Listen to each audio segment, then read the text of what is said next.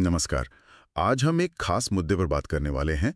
ये जुड़ा है भारतीय रेलवे के कुछ जाने पहचाने इलेक्ट्रिक लोकोमोटिव से, जैसे WAG5, WAG7 और WAP4। इनमें कभी कभी एक दिक्कत आती है, पेंटोग्राफ का न उठना।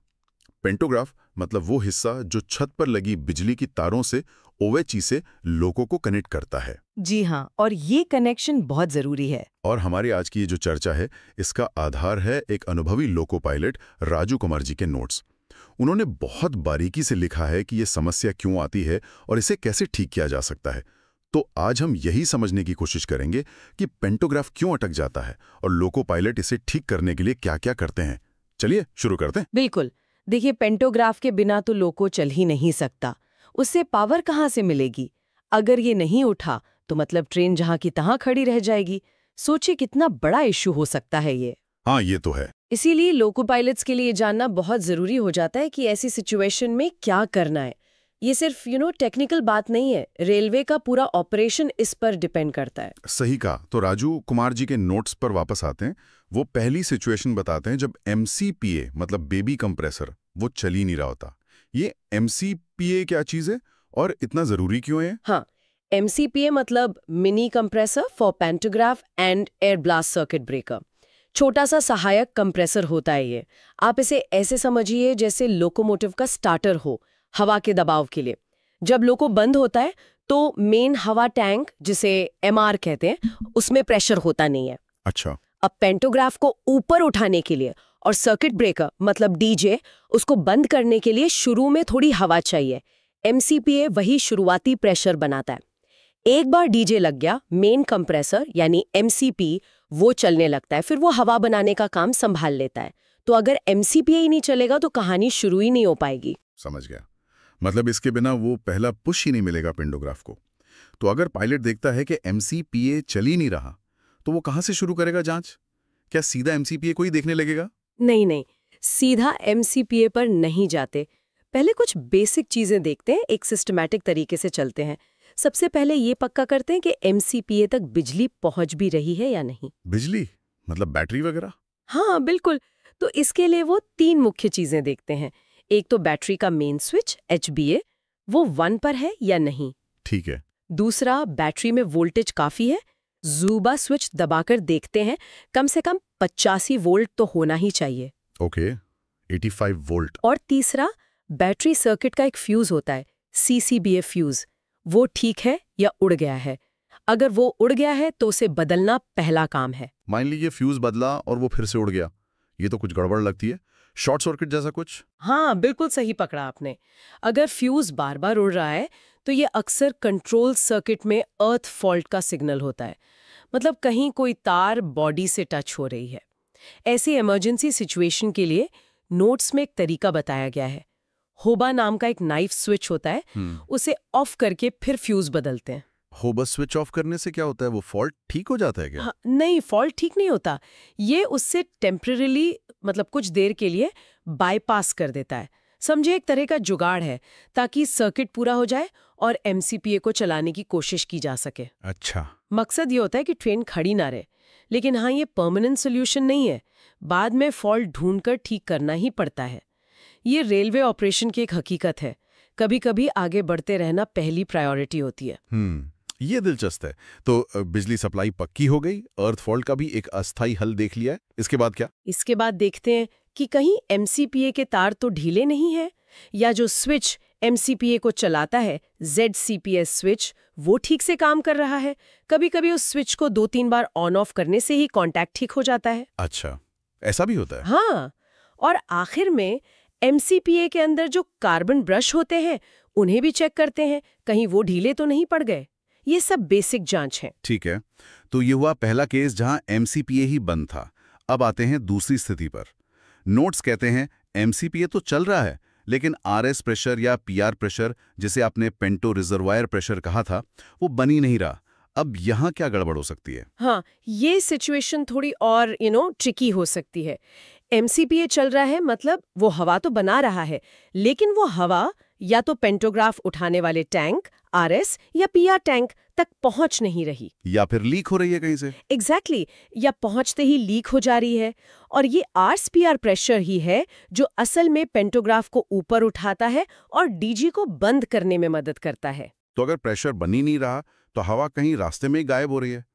इससे कैसे ढूंढते हैं फिर? इसके लिए भी एक लॉजिकल सीक्वेंस है। पहले तो पक्का करें कि एमसीपीए वाकई ठीक से चल रहा है, आवाज आ रही है।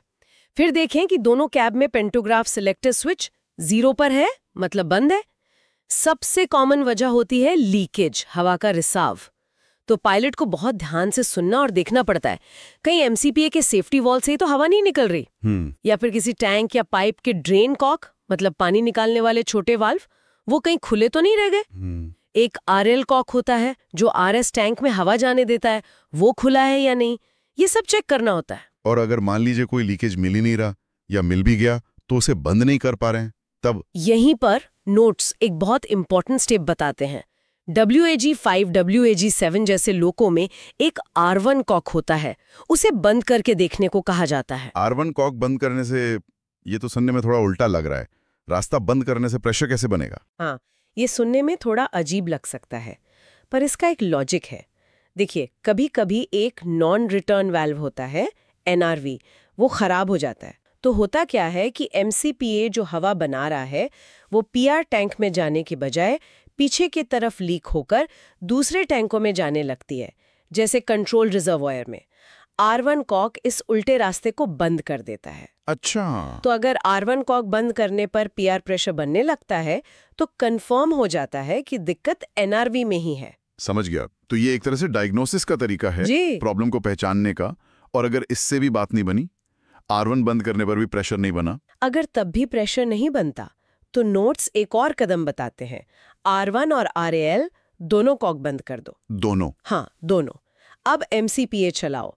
इससे ये होता है कि हवा टैंकों में जाने के बजाय सीधी पेंटोग्राफ और डीजे की पाइपलाइन में जाती है। अरे वाह! ये एक तरह से पूरे सिस्टम को बाईपास करके सीधे जहां जरूरत है वहां प्रेशर पहुंचाने की कोशिश है। ये तो काफी एडवांस ट्रबल शूटिंग हुई। सीधे पाइपलाइन को चार्ज करना। बिल्कुल। ये दिखाता है कि पायलट्स को सिस्टम की कितनी गहरी समझ होनी चाहिए। जब पाइपलाइन में काफी प्रेशर बन जाए, इसका अंदाजा एमसीपीए के सेफ्टी वाल्व से हवा निकलने की आवाज से लगता है। तब पैंटो उठाओ, डीजे बंद करो और फिर मेन कंप्रेसर एमसीपी चलाकर मेन रिजर्वॉयर MR में 9.5 kg/cm² तक प्रेशर बना लो। 9.5 kg/cm², ठीक है। और हाँ, लेकिन यहाँ नोट्स एक बहुत जरूरी चेतावनी देते हैं जिसे भूलना खतरनाक हो सकता है। क्या? जैसे ही MR प्रेशर बन जाए, RL और R1 कॉक को वापस खोल देना है। अच्छा, हाँ, ये जरूरी है। अगर ये बंद रह गए तो सिस्टम आगे सामान्य रूप से काम नहीं करेगा। पेंटो शायद नीचे आ जाए या डीजे ट्रिप कर जाए। ये R1 कॉक लोको में मिलता कहाँ है? मतलब आसानी से मिल जाता है? नोट्स में इसके लोकेशन के बारे में कुछ बताया है? हाँ, नोट्स में इसका जिक्र है। WAG-5 लोको में ये पहिया नंबर 4 के पास फ्रेम के नीचे अंडर फ्रेम में मिलता है। व्हील नंबर 4 के पास? ओके। और WAG-7 में ये पहिया नंबर 7 के पास होता है। नोट्स ये भी कहते हैं कि अगर लोको में आधुनिक न्यूमेटिक पैनल लगा है और एमसीपीए भी उसी पैनल पर है तो R1 कॉक भी वहीं आसपास हो सकता है।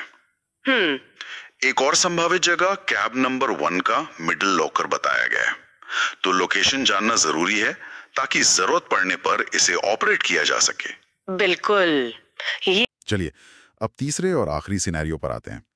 एमसीपीए चल रहा है, पीआर प्रेशर भी ठीक ठाक बन गया है, मान लीजिए 6.5 kg/cm² से ज्यादा है, लेकिन फिर भी पेंटोग्राफ है कि उठने का नाम ही नहीं ले रहा। अब क्या चक्कर हो सकता है? ये सिचुएशन इशारा करती है कि अब प्रॉब्लम शायद हवा के प्रेशर या उसे बनाने वाले सिस्टम में नहीं है। अब दिक्कत उस कंट्रोल सिस्टम में है जो इस प्रेशर का इस्तेमाल करके पेंटोग्राफ को उठाने का सिग्नल भेजता है। या फिर ऐसा भी हो सकता है कि हवा के रास्ते में बिल्कुल आखिर में पेंटोग्राफ तक पहुंचने से ठीक पहले कोई रुकावट हो। यानी प्रेशर तो मौजूद है पर जैसे बटन दबाने पर एक्शन नहीं हो रहा, ऐसा कुछ? हाँ, कुछ वैसा ही समझ लीजिए। इसकी जांच के लिए भी कुछ स्टेप्स हैं। पहला, फ्यूज। फिर से फ्यूज चेक करें, खासकर CCPT फ्यूज। ये पेंटोग्राफ के कंट्रोल सर्किट के लिए होता है। CCPT फ्यूज, ठीक है। दूसरा, इमरजेंसी स्टॉप बटन। देखें कि जिस कैब से ऑपरेट कर रहे हैं वहां इमरजेंसी स्टॉप बटन कहीं दबा हुआ तो नहीं रह गया है। ये भी हो सकता है। तीसरा और बहुत इंपॉर्टेंट, VPET, ये है पेंटोग्राफ का इलेक्ट्रोन्यूमेटिक वॉल्व, मतलब बिजली के सिग्नल को हवा के प्रेशर में बदलने वाला वॉल्व। VPET? हाँ, तो चेक करें कि इसका आइसोलेटिंग कॉक खुला है। इसके ऊपर एक छोटा नॉब होता है, उसे एक दो बार दबा कर देखें, कभी कभी अटक जाता है। और इसकी वायरिंग ठीक से लगी है या नहीं। ओके। चौथा, थ्रॉटल वॉल्व। VPET के बाद हवा इस वॉल्व से गुजरती है, इसमें कहीं लीकेज तो नहीं है। ये वॉल्व बहुत धीरे धीरे हवा छोड़ता है ताकि पेंटोग्राफ एकदम आराम से 3 स्टेप्स में उठे और ऊपर की तार OHE को झटका न लगे। अगर ये लीक कर रहा है तो हो सकता है पेंटो उठ ही ना पाए। अच्छा, ये 3 स्टेप्स में उठता है? जी हाँ, बहुत धीरे धीरे, ताकि OHE डैमेज ना हो। ये तो बड़ी बारीक बात है। और हाँ, 5वां स्टेप है बैकअप। अगर एक पेंटोग्राफ नहीं उठ रहा तो दूसरा वाला उठाकर देखें, क्या पता वो काम कर जाए। और अगर उससे भी नहीं होता तो कैब बदलकर कोशिश करें। हो सकता है प्रॉब्लम सिर्फ एक कैब के कंट्रोल्स में हो। समझ गया। तो यहाँ VPT वाल्व और ये थ्रॉटल वाल्व, ये बड़े अहम खिलाड़ी हैं। VPT सिग्नल लेता है और थ्रॉटल पक्का करता है कि पेंटोग्राफ स्मूथली उठे। ये जानकर हैरानी होती है कि पेंटोग्राफ का उठना कितना कंट्रोल्ड प्रोसेस है। बिल्कुल। OHE यानी वो ओवरहेड तारें काफी नाजुक होती हैं। उनसे पेंटोग्राफ का कांटेक्ट एकदम परफेक्ट होना चाहिए, ना ज्यादा दबाव न कम। थ्रॉटल वाल्व इसी में मदद करता है। अच्छा, मान लीजिए लोको पायलट ने ये सब कुछ कर लिया, तीनों केसेस के सारे स्टेप्स फॉलो कर लिए, लेकिन पेंटोग्राफ टस से मस नहीं हुआ। अब क्या, मतलब क्या वो हार मान लेते हैं? नहीं, हार मानना तो ऑप्शन नहीं होता रेलवे में। अगर सारे अपने लेवल के प्रयास फेल हो जाते हैं तो फिर प्रोसेस है मदद मांगना और सिचुएशन को रिपोर्ट करना। नोट्स के हिसाब से पायलट को फौरन अपने कंट्रोल ऑफिस, जिससे TLC या PNL कहते हैं, उनको इन्फॉर्म करना होता है। अच्छा। साथ ही अपने लोको शेड को और अपने इंचार्ज यानी CLI, चीफ लोको इंस्पेक्टर, उनको भी बताना होता है। और सबसे जरूरी, लॉग बुक में पूरी डिटेल लिखनी होती है, क्या प्रॉब्लम आई, क्या क्या चेक किया, क्या नतीजा निकला, सब कुछ। यानी पूरी ट्रांसपेरेंसी और सही कम्युनिकेशन, ये अगला कदम है। बिल्कुल सही। क्या हम थोड़ा संक्षेप में उन सर्किट्स की बात कर सकते हैं जिनका जिक्र बार बार आया, जैसे बिजली का सर्किट और हवा का सर्किट? शायद इसे समझने में आसानी हो कि ये सारी जांचें क्यों की जा रही थीं। हाँ, क्यों नहीं। देखिए, MCPA का जो इलेक्ट्रिकल सर्किट है वो तो काफी सीधा साधा है। बैटरी के पॉजिटिव प्लस से शुरू होता है, फिर CCB फ्यूज से गुजरता है, फिर ZCPA स्विच, फिर MCPA मोटर और फिर वापस बैटरी के नेगेटिव तक। सिंपल। ठीक है। हवा वाला यानी न्यूमेटिक सर्किट वो थोड़ा ज्यादा इंटरेस्टिंग है। MCPA हवा बनाता है। ये हवा RAL कॉक से गुजरकर पेंटो रिजर्वायर PR में जमा होती है। इसी PR प्रेशर से पेंटोग्राफ ऊपर उठता है और DJ लगता है। DJ लगने के बाद मेन कंप्रेसर MCP चालू हो जाता है। फिर MCP हवा बनाकर मेन रिजर्वायर MR को भरता है और इस MR की हवा फिर ट्रेन के ब्रेक्स और बाकी सिस्टम्स में इस्तेमाल होती है। नोट्स में R1 कॉक, NRV जैसे पार्ट्स का जिक्र था। वो सब इसी हवा के फ्लो को कंट्रोल करते हैं या एक दिशा में बनाए रखते हैं। अच्छा। और सबसे दिलचस्प बात यह है कि कैसे बिजली के सिग्नल, जैसे पायलट ने पेंटो उठाने का बटन दबाया, और हवा का दबाव जो असल में पेंटो को उठा रहा है, ये दोनों मिलके काम करते हैं। VEPT जैसे वॉल्व इसी कोऑर्डिनेशन को मुमकिन बनाते हैं। ये पूरी प्रणाली, आप कह सकती हैं, एक जटिल इलेक्ट्रोन्यूमेरिक डांस की तरह है। वाह, क्या बढ़िया तरीके से समझाया आपने। इलेक्ट्रोन्यूमेरिक डांस। तो कुल मिला के राजू कुमार जी के नोट्स हमें ये दिखाते हैं कि पेंटोग्राफ न उठने जैसी एक समस्या के पीछे कितने सारे कारण हो सकते हैं, और हर कारण के लिए एक बहुत ही व्यवस्थित स्टेप बाय स्टेप जांच प्रक्रिया है। ये प्रक्रिया जटिल जरूर है, लेकिन एक लॉजिकल रास्ते पर चलती है। पहले बिजली देखो, फिर हवा का रास्ता देखो, फिर कंट्रोल सिग्नल देखो। हाँ, और ये प्रक्रियाएं हमें लोको पायलट्स के स्किल और उनकी जिम्मेदारी का भी एहसास कराती हैं। उन्हें सिर्फ ट्रेन चलानी ही नहीं होती, बल्कि इन जटिल मशीनों के आत्मा को समझना पड़ता है, और ज़रूरत पड़ने पर उनका डॉक्टर भी बनना पड़ता है। अगर हम इसे बड़ी तस्वीर से जोड़ें तो ये सब कुछ रेलवे की सेफ्टी, टाइम पे चलना और हजारों लाखों पैसेंजर्स की आरामदायक यात्रा इन सब के लिए बहुत बहुत जरूरी है। ये वाकई सोचने वाली बात है। हर चलती ट्रेन के पीछे कितना कुछ होता है जिसके बारे में हम आमतौर पर सोचते भी नहीं। और यहीं से